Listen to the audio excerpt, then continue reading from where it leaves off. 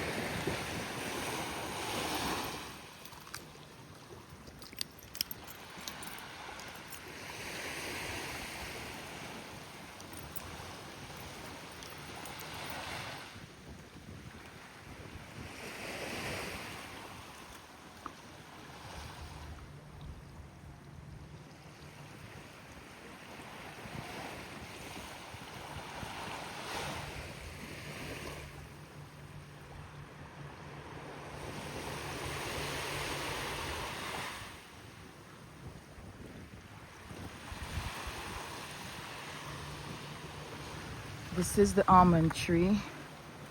This is the fruit from whence cometh the almond nut.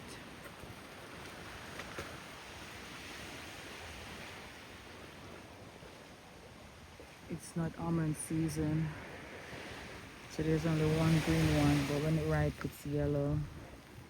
You eat off the flesh on the outside. It's kind of thick like a pear, like a Bartlett pear kind of thickness. And once you've eaten off that, then you break the outer shell and the small almond nut is inside.